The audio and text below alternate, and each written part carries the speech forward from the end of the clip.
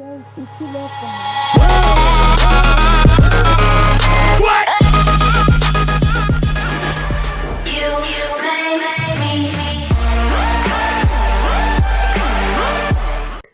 And hello, ladies and gentlemen, and welcome to Kyle the Pug Sports Review Show, episode number 15, I believe. Correct me if I'm not mistaken, but if it's not 15, I'll correct it in the next episode and beyond. But anyways, that being said, welcome to Kyle the Pug Sports Review Show. We are here, we are live. It is really hot as hell. It's going to get hot later on. But that being said, I'm Kyle the Pug, aka Kyle Lodi, and we have for you guys the three hottest sports topics going on right now for today in the sports world. But more importantly, these are all baseball topics we're going to be talking about here because it is the baseball show and there's a lot of topics going around baseball that we got to talk about. So anyways, that being said, welcome to the show, and hopefully you guys will enjoy your stay for the next 30 minutes or so. And by the way, before I move on here really quick, we have 3 shows upcoming this week, so this will be the first of 3. And then we were supposed to do a show Monday,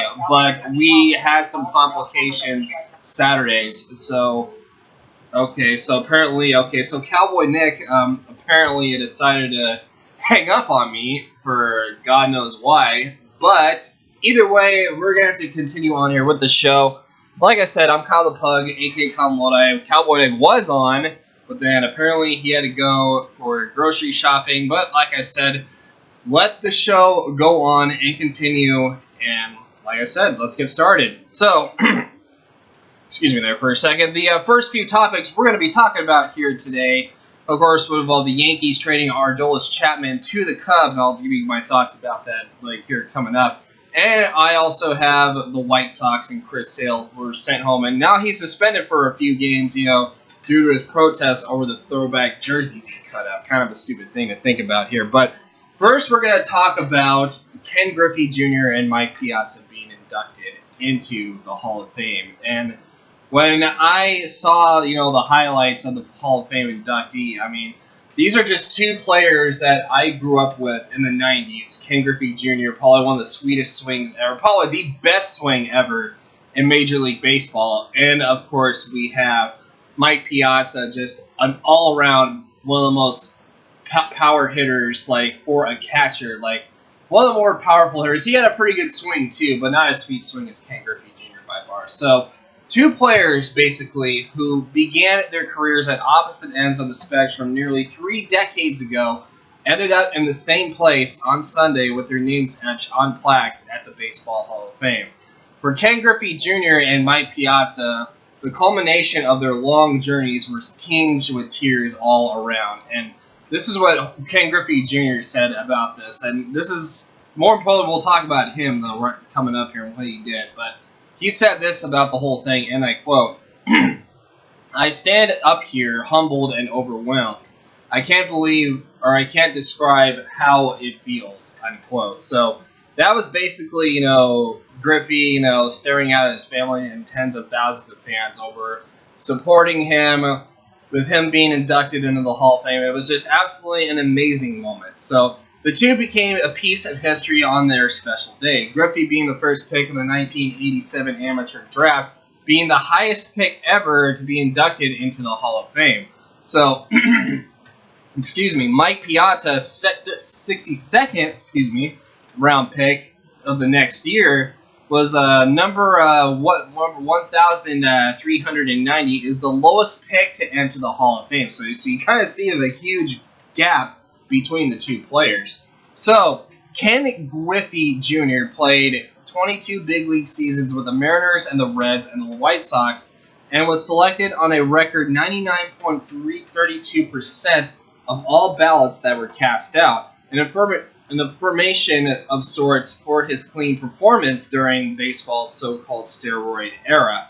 So, a 13-time All-Star and a 10-time Gold Glove winner in center field, Griffey hit 630 home runs, 6 of all time, and drove in 1,836 runs. And he was also the American League MVP in 1997, drove in at least 100 runs in each season, and won 7 Silver Slugger awards. So, and like I said, I will get to the part where he put his hat backwards on here in a bit, but I got to keep going here really quick about what happened with him. So Griffey, who just fell 3 votes shy of being the first unanimous selection, hit 417 of his 630 home runs and won all 10 of his Gold Gloves with the Seattle Mariners.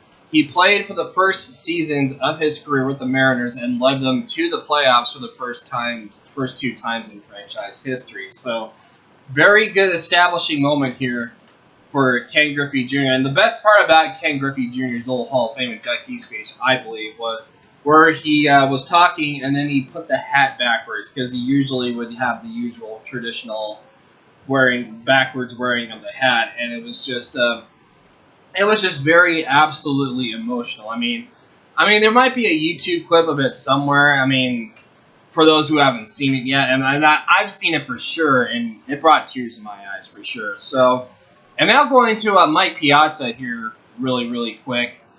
The Dodgers manager, actually no, but selected in the draft by the Dodgers after Hall of Fame manager Tommy Lasorda, close friends of Piazza's father, Vince, put in a good word that Piazza struggled. He briefly quit the game while in the minor leagues, returned and persevered despite a heavy workload as he switched from first base to catcher, and his teammates criticized his erratic play. His mother and father were foremost on his mind. And this is what Piazza said about the whole thing as the second Hall of Famer. And I quote, "My dad always dreamed of playing in the major leagues." And just, and that's basically what he said about it, and I quote. So, and I'm just the second Hall of Famer, inducted on the plaque wearing a Mets cap after Tom Seaver in 1992. So that's a pretty huge gap there. So he could have not have followed the dream of the realities of life. My father's faith in me, often greater than my own, is the single most important factor of me being inducted into the Hall of Fame. Thank you, Dad. We made it, Dad. The race is over. It's time to smell the roses, end quote. So that was basically, like I said, it was technically a very huge emotional moment for the guy as well. He was probably one of my favorite players growing up, though, too. So, like I said, Piazza played 16 years with the Dodgers, then the Marlins, Mets, Padres, and Athletics, and hit 427 home runs, including a major league record 396 as a catcher. A 12-time All-Star, Piazza won I can't even talk today. Piazza won 10 Silver Slugger awards and then finished in the top 5 of his league's MVP voting 4 times. And perhaps even more impressive, Piazza, basically he's a 300 hitting career hitter with a career hitting average of .308. Posted 6 seasons with at least 30 home runs, 100 RBIs, and a .300 batting average. All other catchers in baseball history combined have posted 9 since such seasons since then. So, though the Dodgers gave him his start, Piazza found a home in the New York Mets when he was traded to the Mets in May 1998. So, 3 years later, he became a hero to the hometown fans with perhaps winning one of the most notable home runs of his career. His 2-run shot in the 8th inning of Shea Stadium lifted the Mets to a 3-2 victory over the Atlanta Braves at the sporting event played in New York after the 9/11 terrorist attacks. And Piazza paid a tribute to that moment by saying this, and I quote, "To witness the darkest evil of the human heart will be forever burned in my soul. But from tragedy and sorrow came bravery, love, compassion, character, and eventually healing. Many of you gave me praise for the 2-run home run in the first game back on September 21st, but the true praise belongs to police, firefighters, first responders that knew who were going to die but went forward anyways. I pray that we never forget their sacrifice," unquote. And that was led, of course, by Mike Piazza, of course, who had his thoughts about the terrorist attacks after he hit that 2-run home run. So, like I said, it was a very emotional experience for him, and it was an emotional experience for Ken Griffey Jr. as well, and it was definitely one of those moments. And Cowboy Nick's apparently, who just texted me, I know you'd like to see, he just got off the phone. He said, "Yeah, the Hall of Fame was basically a great one." It's like he could actually hear me right now. But Yeah, it definitely was great. I mean, it was probably, even though there was like two people inducted into the Hall of Fame, it was probably one of the most memorable Hall of Fames by far. And the attendance was estimated around 50,000 by the Hall of Fame, tying 1999 for the second most of all time. So that's also pretty impressive as well. So moving on here, we're staying in baseball. And we're going to talk about a little bit of the Aroldis Chapman being traded to the Cubs from the New York Yankees for 4 players. So that's a pretty interesting thing to think about here, as they were talking about Aroldis Chapman here a couple of days ago, and that's what I'm going to be talking about here for you guys in the next 10 minutes right now. So, hold on, let me get a drink of water really quick. My throat's kind of parched from all this talking.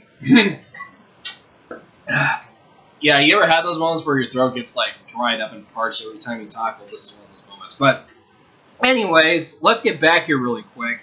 The Yankees and the Cubs agreed to a deal to send closer Aroldis Chapman to the Cubs in exchange for 4 players. The deal had been in the final stages since Sunday and will land Adam Warren, top prospect Gleyber Torres, Bill McKinney, and Rashad Crawford in New York. From the Yankees' standpoint, Torres is the prize of the deal. As for Chapman, he's of course an elite shutdown closer. The 28-year-old lefty with a career ERA of 1.83 is eligible for free agency this upcoming offseason. For 2016, he's owed the balance of $11.33 million in salary. Chapman's start to the 2016 season was delayed because he was suspended under baseball's domestic violence policy. So, both Chapman and the Cubs addressed the issues with statements on Monday after the deal was made. So, this is what Chapman said about the whole thing, and I quote, "As you know, earlier this year, I accepted and served a 30-game suspension from Major League Baseball, resulting in my actions of October 30th, 2015. I regret that I did not exercise better judgment, and for that I am truly sorry. Looking back, I feel like I have learned from this matter and grown as a person. My girlfriend and I worked hard to straighten our relationship, to raise our daughter together, and would appreciate the opportunity to move forward without revisiting an event that we would reconsider of our past. Out of respect for my family, I will not commit any further on this matter," unquote. And that was obviously a quote from Chapman about the whole situation. So, Cubs chairman Tom Ricketts also released the following statement, and I quote, "Obviously, we are aware of the circumstances surrounding Aroldis Chapman's suspension earlier this season. We are also aware that he cooperated fully with the league investigation and takes responsibility for his actions. Today," well, that was of course on Monday, that was being stated, can't even talk. "Prior to completing the trade, Theo, Jed, and I spoke with Aroldis, and I shared with him the high expectations we set for our players and staff both on and off the field. Aroldis indicated that he is comfortable with meeting those expectations. Finally, my family, this team, and Major League Baseball take the issue of domestic violence very seriously and support the efforts to reduce domestic violence through education, awareness, and intervention," unquote. And that was, of course, once again, a quote from the chairman of the Cubs, Tom Ricketts. So, I'm going to tell you guys a little things about this whole deal. So, 7 things you need to know about the whole Cubs and Yankees trade with Aroldis Chapman. So, the first thing is the Yankees, they're rebuilding right now. There's no question about, they're really not going to be going anywhere anytime soon. Rebuilding mode is definitely like a key attribute for the New York Yankees as of right now. And you would think Yankees, okay, they're possibly always going to be a playoff team. And then that hasn't been really true, though, the past couple of seasons. I was maybe a few more beyond that. Because even though the Yankees, they have these good players, there's some of the players are starting to get old and they're going to be possibly retiring sometime soon. So it definitely makes sense for the Yankees to think about rebuilding here. So, and it may depend on how the next few games go too. So it's got to be, so it gives you something to think about as well. So I think the Yankees were in rebuilding mode anyway. So, second thing I'm going to talk to you guys about is with Chapman on the Cubs, it makes him absolutely terrifying. So now that the Cubs actually do have a legitimate closer on their team. The fastball velocity, it's been better than ever, and it's just going to be one of those things where it's going to be hard to hit his fastball. So Chapman has pitched well since returning from a suspension, of course, stemming from firing his gun following an argument with his child's mother, as you know, as we stated before earlier. And in 31 games, he's posted a 2.01 ERA and 5.50 strikeout to walk ratio, which is very, very good. And he's also notched 20 saves and nearly 13 strikeouts per 9 innings. The Cubs entered Sunday with a middle-of-the-road bullpen, so adding an elite closer could conceivably give them a top 10 unit. Anyone that is joining the rotation, offense and defense, well, yeah, guys, you pretty much get to know the picture here as well. So most pitchers start leaking velocity almost as soon as they reach the majors. Chapman, however, has boasted mega elite gun readings for his entire career. There's no reason to think that that will be changing anytime soon unless something happens. So with Torres, of course, with the New York Yankees, he's a legitimate prize hitter who was actually really good though in the high Class A. So. And this is actually the number 3 reason we're going to talk about here as well. So he's hitting 275, 359, and 433 in high Class A, and he was ranked the 27th best prospect by Baseball America and 34th best prospect by Baseball Prospectus. So it's actually been one of the it's actually not a bad little pickup here by the Yankees because you're looking at a guy who definitely has a legitimate chance to be a rising star with them, and of course. The 4th reason being, speaking of the Yankees, is that the rest of the Yankees haul is good, but it's less impressive than Torres. So hopefully Torres can be the guy that actually gets the Yankees going. And basically what you're looking at here is you're looking at a guy, a lot of ups, a lot of potential, and he could be the kind of guy to motivate the Yankees to get somewhere, maybe possibly back to the postseason. Maybe in a couple of years if he's actually, down for the cause and actually helping being a franchise player. But you never know nowadays. People have a lot of potential, but they end up crumbling in the dust. But like I said, I hope this guy, he does something. I hope he does something overall. So the 5th reason being is that Chapman sounds like he's heading for free agency, and that's actually true. Chapman's contract is up after this season, and who knows where he's going to go from here. So, as noted before, Chapman is eligible for free agency at the end of the current season. So, while this deal was taking shape, there was some talk that the Cubs were trying to work out a contract extension with him, which is not really surprising. But thus far, it really hasn't come to pass. But it is worth noting that if Chapman was indeed bent on testing the market while in New York, then it seems likely that he'll remain bent on testing the market of Chicago, which is basically you got 2 big media places, a lot of money there in New York and in Chicago, so it'll definitely make sense here to test out the market. And not just there, though, but anywhere, like any place with a big media market in general is always a good thing to talk about, especially with a guy like Aroldis Chapman. So definitely worth noting there as well. So and the 6th one being that the Yankees almost chose another top prospect over Torres. So there's a lot of controversy behind that as well. So Eloy Jimenez, who's a 19-year-old, is striving through the season in Single-A South Bend. Of course, he's hitting 322, 360, and 504 with 10 home runs and 29 doubles in 89 games, which is, very, very good, despite being significantly younger than his peer group. Basically, what it kind of reminds me of is Julio Urias of that same age as well. So basically, that's impressive power, especially on an age-adjusted basis. But Torres has offensive upside in tandem with an ability to man and up the middle position. Jimenez, meantime, will be confined to an outfield corner. So that's the huge difference there. I mean, Jimenez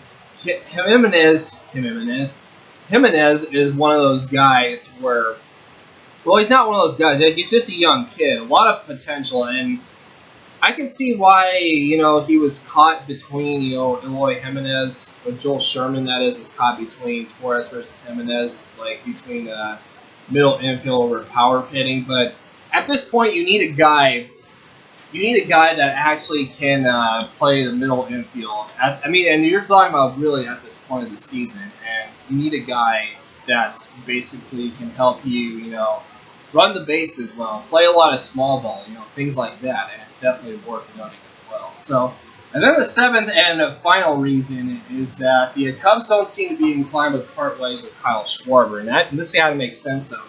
Think that. So, the Cubs have an embarrassment of riches when it comes to young positional talent, and that's the case, we can afford to be selective. And it sounds like we can actually put the Schwarber speculation on ice, at least for now.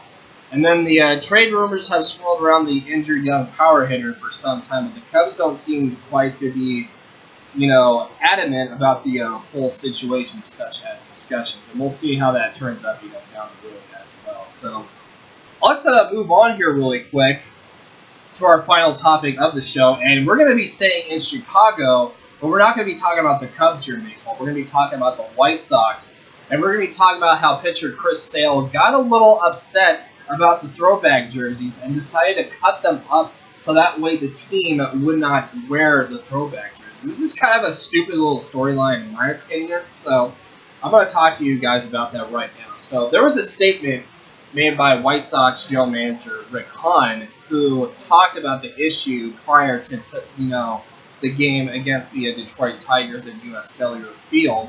And this is what he said about the whole thing, and I quote, "Chris Sale has been scratched, from the scheduled start and will be sent home from the ballpark due to the White Sox due to a clubhouse incident before the game. The incident was a non-physical in nature incident, but currently is being further under investigation by the club. The White Sox will have no additional comment until the investigation is completed," unquote. So, and this is what people said about this whole thing on Twitter, and Tommy Stokes said something about this, and I quote, and this is a guy who has over 2,000 followers on Twitter, "Not a joke. Source says Sale's blow-up was because he didn't want to wear throwbacks, so he cut the jerseys off so that way no one could wear them." And Jeff Passan said the whole thing and said, "Yep, it's true. Chris Sale got sent home by the White Sox for cutting up a jersey that he didn't want to wear." So this is the whole thing I think is basically stupid. Why would you want to cut up throwback jerseys when you're trying to relive your tradition and dedication for the team? And it's just, why would you do that? That whole thing sounds so stupid to begin with, but, can you think of any other way that would actually top off of being the most stupidest excuse ever?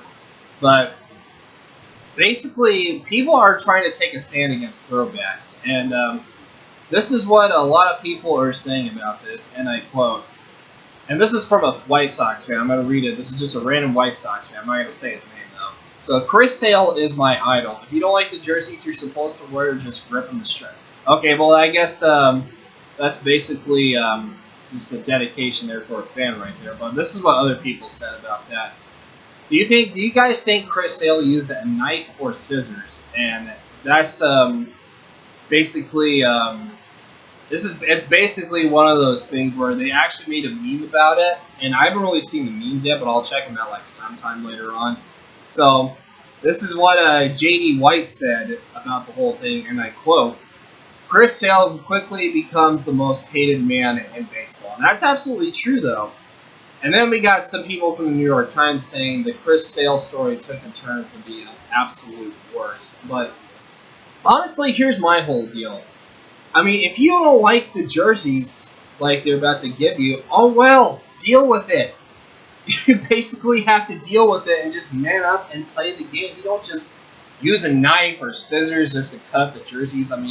It's just not to have the team not wear them at all. Come on, what is wrong with you? You look at this whole situation is beyond stupid that I don't even want to talk about it at first.